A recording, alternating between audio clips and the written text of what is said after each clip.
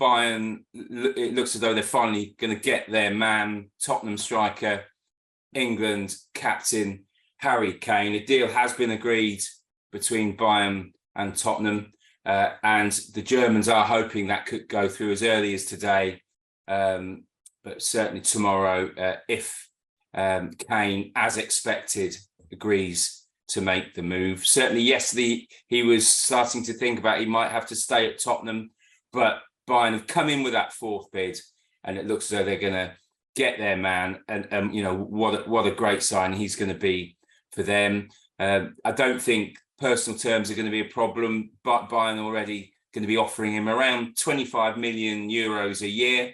That's about 21.5 million pounds. Very similar wages to what Sadio Mane earned in Bavaria when he left from Liverpool. Bayern have got a Super Cup game against Leipzig at home on Saturday. Bayern would love to unveil him before the game. I think that's unlikely to get it through before then. But certainly, if he does complete the signing as expected, he'd make his Bayern debut next Friday in the Bundesliga opener away at Werder Bremen. So although it's a great signing for Bayern, obviously massive loss for Tottenham.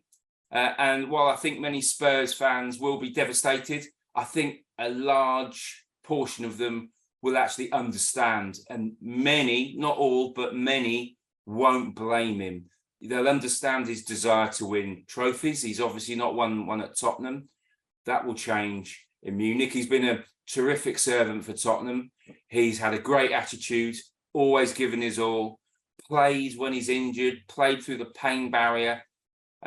So I think now's the right time for him to leave.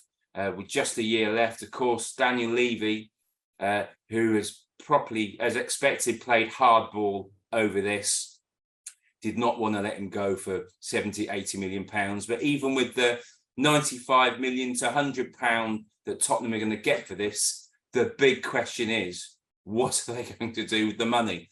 Because in the past, their record of spending this types of money has not been great. Of course, they didn't do so well with the Gareth Bale money. And of course, 90, 100 pounds does not get you too much, certainly in terms of strikers. Manchester United have had to pay 72 million pounds for Rasmus Højlund. He only scored 9 goals for Atalanta in Serie A last season. So it's going to be really intriguing in terms of what Tottenham do with this money. I still think Harry Kane could overtake Alan Shearer's Premier League goals record, because I think the chances are he'll probably only have 2 years at Bayern, although his contract will obviously be longer. But I think Harry Kane could play till he's 35. And let's not forget, he's actually got a really good injury record. There's a bit of a myth that he's got glass ankles, and earlier in his career he did have a few injury issues, but they sort of ended when he started sort of flying a specialist from abroad to his house, actually, to oversee his injury problems, and particularly those ankle issues. So he's a fit lad, and providing that he can stay that way, I think he'll come back to England, and he's good enough. Even if he loses his pace, I think at 33, 34, Harry Kane is going to still be one hell of a striker. And whoever he ends up playing for when he returns, and I think certainly when and not if, he will continue to score many Premier League goals. But at the moment, certainly for the next couple of seasons, I think England football fans and Tottenham supporters are going to be having to tune in and be watching the Bundesliga. And of course, it'll be fascinating.